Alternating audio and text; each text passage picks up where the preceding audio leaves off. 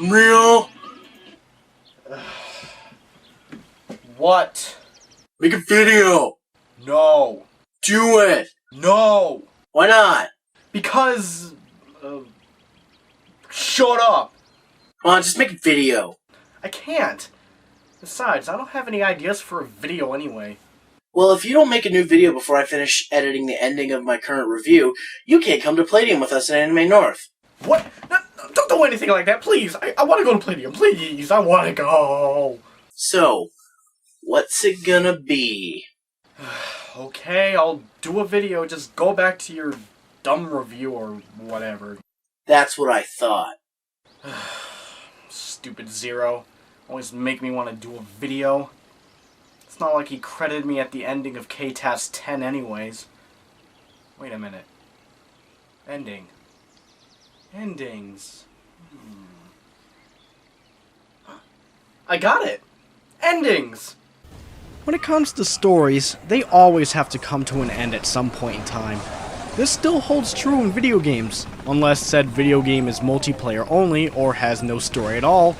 But I digress. The impact of a story in a video game can either engage people in the game more, or turn them off completely from it, especially when it comes to a game's ending. I mean seriously, look what Mass Effect 3's ending did to gamers. But anyways, if a game's ending makes someone feel accomplished for finishing the game, making someone emotional, or just feeling like their time was well spent, then that's the sign of a good ending. However, there are endings out there that end up being confusing, lazy, make the player feel like they wasted their time, and just makes people go, why? So for this list, I'm going to be counting down both types of these endings for the games that were released in 2011. Now, before I begin, I'm going to have to set up some ground rules. Number 1. The quality and or reception of a game does not matter. We're talking about a game's ending here, not the entire game as a whole. If I wanted to cover a whole game, then I would be doing a review instead.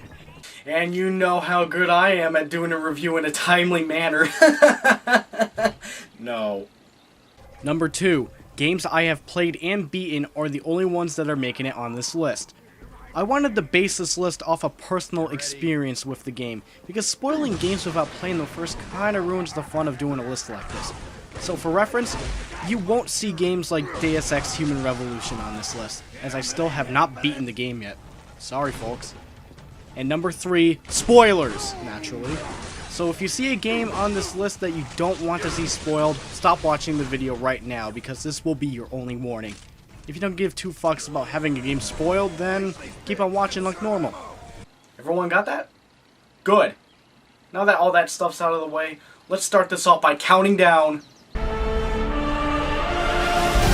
top 5 worst video game endings of 2011.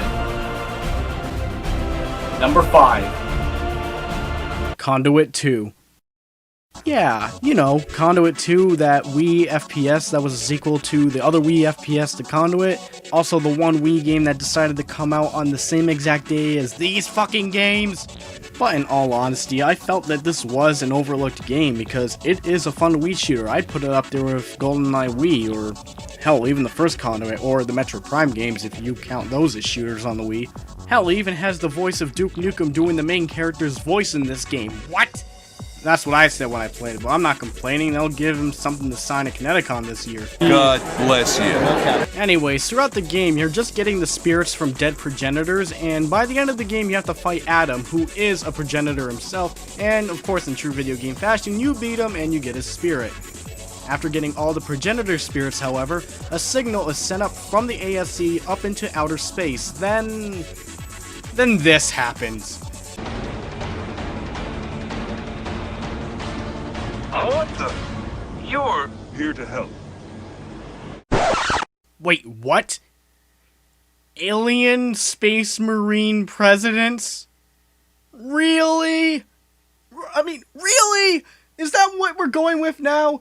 Okay, the first game we had like conspiracies and crap, and then aliens. I can take that, but fucking alien U.S. presidents, really?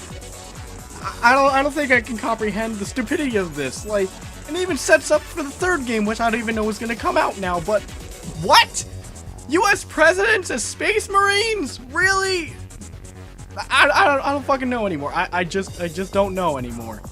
Now, while I think this ending is really stupid, at the same time, part of me kind of likes the absurdity of it, which is kind of why it's very low on this list.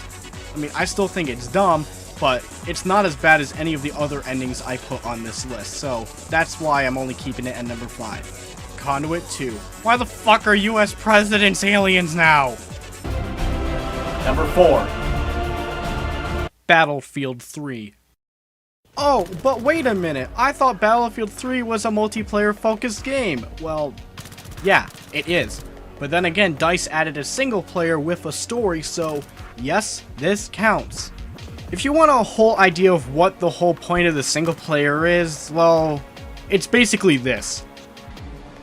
Where the video games? Except replace video games with nukes. Now, at the end of the game, you and one of your buddy soldiers that survived the whole game because it was being told through flashback, you break out of the interrogation room and have to take down the guy named Solomon who are handling the nukes. Except I'm just gonna call him Daniel Craig here because, well, look at him, he kinda looks like Daniel Craig to me. Anyways, you track him down through Train, which was the first level in the game, and they repeat it here because flashbacks and all that crap. And then after some sort of car chase and crap, you crash in the middle of Times Square, I believe, and all you do to win is a quick time event. That's it. You fight Daniel Craig in its quick time event and win by bashing his face in with a brick you randomly find by the tire. And there you go. Find the nukes. That's it. Oh, it doesn't end there. The ending monologue with Dmitri, who is this Russian you got to play as in a couple of levels, just talks about war and whatever. There's really nothing to this ending. It's just there. Like, after beating the single player, you feel like, oh, well, I beat single player. There's nothing fulfilling about it. Then again, you realize that Battlefield was a game that was focused on multiplayer. So you just say, fuck this, and go play multiplayer instead and have all the fun you want. So in point, there really is no point to the single player if you're being as generic as this. Battlefield 3. Kinda makes you wish Bad Company would make a comeback someday. Number 3.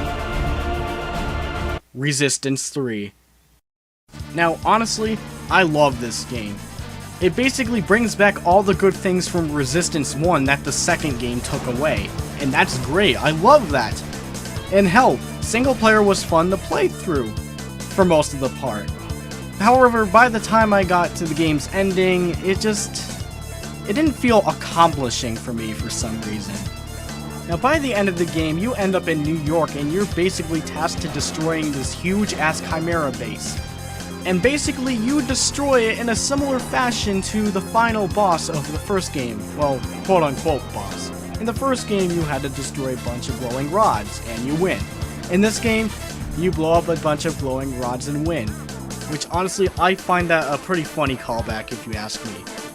However, after you just do an admittedly cool escape from the building, even though it's sort of scripted, I don't even think you could die here. It just ends, like the war just ends. The Chimera are apparently done for and you're just reunited with your wife and kid. That's it. I mean, yeah, you're reunited with your wife and kid. That's nice. I can take that. But really, the war ending like that, it just feels a bit too instant. Like, I don't see much victory from this or anything. Like, no cheering, no nothing. It just felt like, well, war's over, back to normal life. It just didn't feel fulfilling for me. Resistance 3. Good job at bringing the great gameplay back, but you could have ended the game a hell of a lot better, Insomniac. Number 2. Killzone 3. Yet another shooter I enjoyed playing in 2011. Also, you notice that there's a lot of shooters on this list. I mean, what the fuck is up with that? Well, anyway, I, in a way, enjoyed the third game's gameplay better than Killzone 2, even though I loved Killzone 2's gameplay. The story, I felt, took a big step down from the second game, and this holds true in this game's ending. Long story short, Stahl is planning to attack Earth. Stahl kills Orlok because, you know, rivalries and shit. Sev, Rico, and the others end up stopping him, and in the process, blow up Helgen with the Petrosite inside of the cruiser. Yes, Helgen blows up, and that's it. It practically ends after Helgen blows up. Now, it doesn't explode, it just gets petricided all across the globe, basically killing everything. So, yeah, after that, the game basically ends, but what's this? After credits? And of course, we find out that somehow Stahl survives the crash, and somehow 2 Helgen soldiers are still alive. Okay, honestly, how are you gonna follow up with that? I mean, Helgen blew up, and you don't give any resolution. I mean, I'm presuming you're just gonna make a 4th game, adding more stuff, but after this, how the fuck can you follow up a planet dying? I don't know, it just felt abrupt, lazy, and in a way shoehorned in a 4th game. Killzone 3. Somehow blowing up the enemy planet doesn't end the fucking game series. And my pick for the worst video game ending of 2011 goes to Rage. Now, despite this game getting quite a bit of flack from gamers, I really enjoyed it. I loved the open world, and I thought the gameplay and shooting mechanics were really solid. The thing is, though, the ending is possibly one of the worst I've seen in 2011. Now, basically, you just go through the game, you do your quests and normal shit, and the more you progress through the story, the more the world opens up. It gets more interesting, and it gets exciting a little bit at points. And by the time you have to raid the Authority building, that's when things take a turn for the worse. Now, when you're normally playing, you would think this is near the end of the game, and you'd be right. I mean, you're given a huge fucking laser Gatling gun that destroys everything, has a BFG secondary fire, and just allows you to tear shit up in the final level, which is kind of nice, but also destroys part of the weapon strategy in Rage. But then again, a little break from the monotony, so why not? Just tear shit up. And with stuff like this, you'd be expecting this boss at the end to fight, just to make it worth your while. Mainly because throughout Rage, there have been boss battles before, so you're expecting one. So you make your way through the Authority building, you get to this big room, this is where the boss is gonna be. But instead, there's monster closets, and you just have to activate buttons while you have to wait for the next one to activate. You know, this could be like the final gauntlet before the final boss, then it gets good. Then you press the button and... Sequence initiated.